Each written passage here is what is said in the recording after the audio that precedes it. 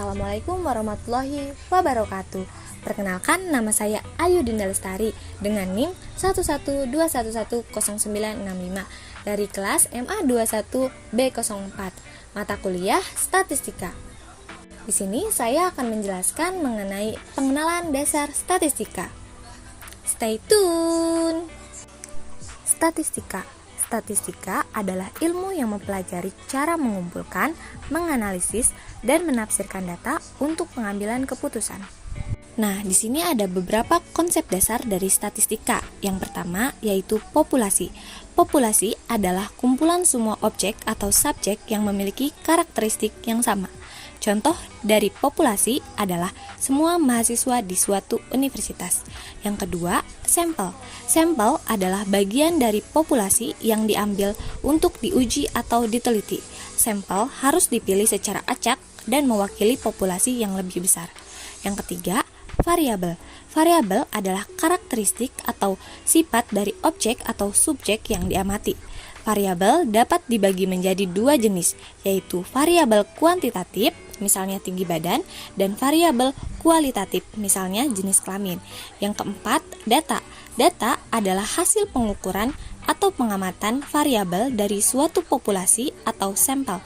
Data dapat berupa angka, kata, atau gambar.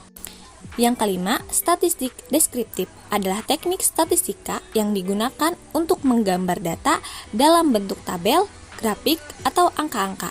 Statistik deskriptif membantu kita memahami sifat-sifat data seperti mean, median, modus, dan variasi.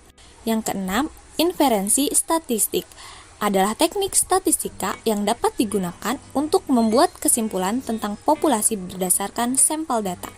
Di sini ada penjelasan dan perbedaan antara populasi dan sampel.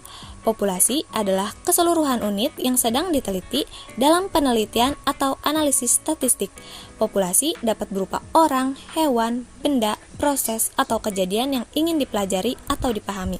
Dalam statistika, populasi seringkali terlalu besar untuk diukur secara langsung, sehingga seringkali hanya diambil sampel dari populasi untuk melakukan analisis.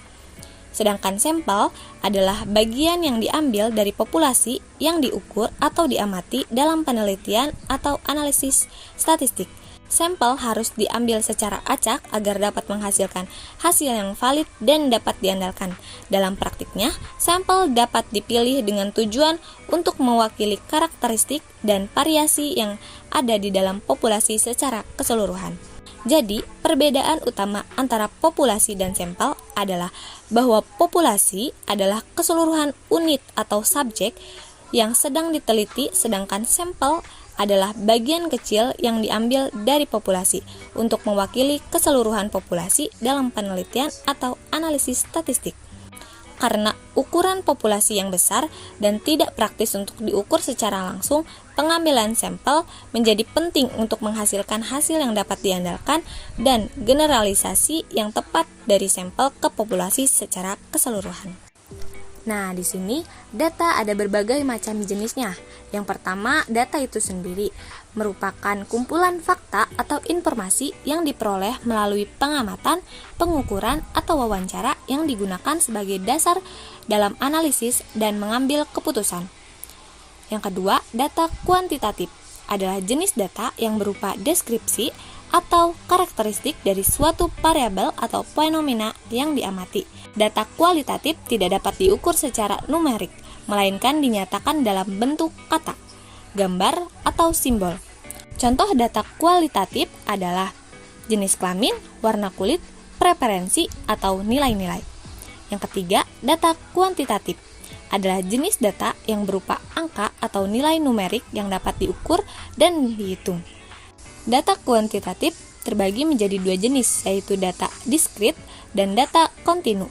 Data diskrit adalah jenis data kuantitatif yang terdiri dari nilai-nilai yang terbatas pada suatu rentang nilai tertentu dan dimiliki batas-batas yang jelas. Contohnya adalah jumlah anak dalam keluarga, jumlah koin yang muncul saat melempar koin, atau jumlah bunga pada tanaman tertentu.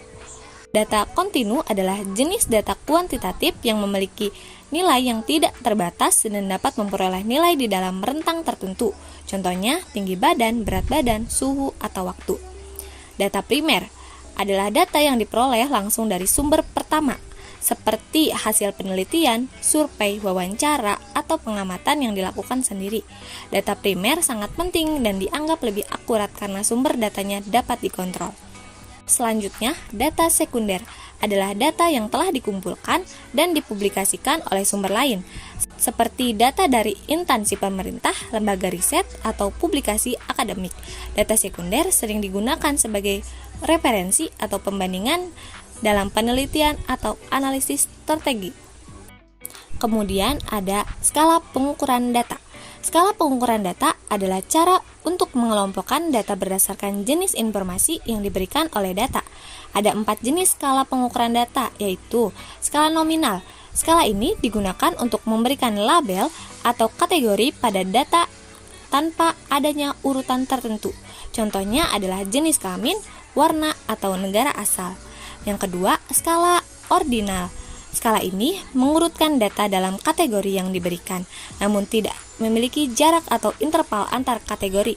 Contohnya, kelas pendidikan, tingkat kepuasan, atau peringkat dalam kompetisi. Yang ketiga, skala interval. Skala ini mengukur jarak antar nilai, namun tidak memiliki titik nol absolut. Contohnya adalah suhu dalam skala Celcius atau Fahrenheit. Yang keempat, skala rasio. Skala ini memiliki titik nol absolut dan mengukur jarak antar nilai. Contohnya adalah berat, tinggi, atau umur. Nah, contoh penggunaan skala pengukuran data adalah yang pertama, ketika menanyakan jenis kelamin dalam survei atau wawancara. Skala nominal dapat digunakan untuk memisahkan data menjadi 2 kategori, yaitu laki-laki dan perempuan. Yang kedua, ketika menanyakan tingkat kepuasan pelanggan.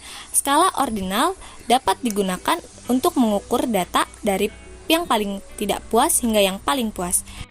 Yang ketiga, ketika mengukur suhu udara, skala interval digunakan untuk mengatur jarak antara suhu 10 derajat Celcius dan 20 derajat Celcius. Yang terakhir, ketika mengukur berat badan seseorang, skala rasio digunakan untuk mengukur jarak antara 50 kg dan 60 kg. Nah, di sini ada perbedaan antara statistika deskriptif dan inferensial.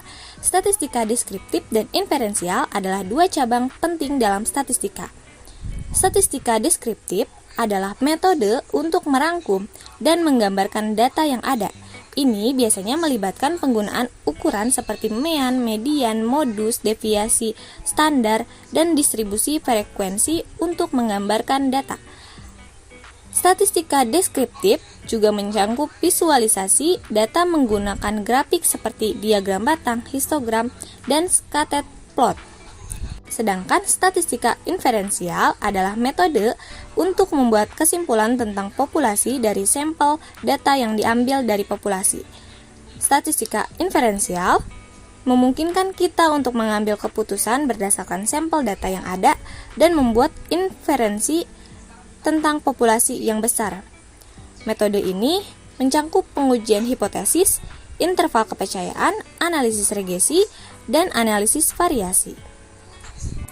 Nah, dapat disimpulkan bahwa perbedaan utama antara statistika deskriptif dan inferensial adalah bahwa statistika deskriptif digunakan untuk menggambarkan dan merangkum data, sedangkan statistika inferensial digunakan untuk membuat inferensi tentang populasi berdasarkan sampel data yang diambil dari populasi. Di sini ada beberapa contoh penerapan statistika deskriptif dan inferensial. Yang pertama, contoh untuk penerapan statistika deskriptif. Pertama, analisis data penjualan toko secara bulanan dengan menggunakan grafik batang dan diagram garis untuk menunjukkan tren penjualan, rata-rata penjualan bulanan, dan variasi penjualan. Yang kedua, membuat tabel frekuensi dan histogram dari tinggi badan siswa di suatu sekolah yang menunjukkan sebaran tinggi badan siswa dan kemungkinan ada atau tidaknya outlier. Yang ketiga, menghitung rata-rata gaji karyawan di sebuah perusahaan dan menghitung deviasi standar untuk menunjukkan seberapa besar variabilitas dalam gaji karyawan. Yang kedua, contoh penerapan statistika inferensial. Yang pertama, mengambil sampel acak dari populasi dan menggunakan penguji hipotesis untuk menentukan apakah ada perbedaan signifikan antara dua kelompok. Yang kedua, menghitung interval kepercayaan untuk mengukur seberapa akurat estimasi rata-rata atau proporsi dari sampel data terhadap populasi. Yang ketiga, menerapkan regresi linier untuk mempelajari hubungan antara dua atau lebih variabel dan memprediksi nilai yang belum diamati berdasarkan nilai yang diamati. Yang keempat, menerapkan analisis variasi untuk membandingkan rata-rata antara lebih dari dua kelompok dan menentukan apakah ada perbedaan yang signifikan antara kelompok-kelompok tersebut. Nah, di sini ada beberapa contoh penerapan statistika. Yang pertama yaitu di bidang ekonomi.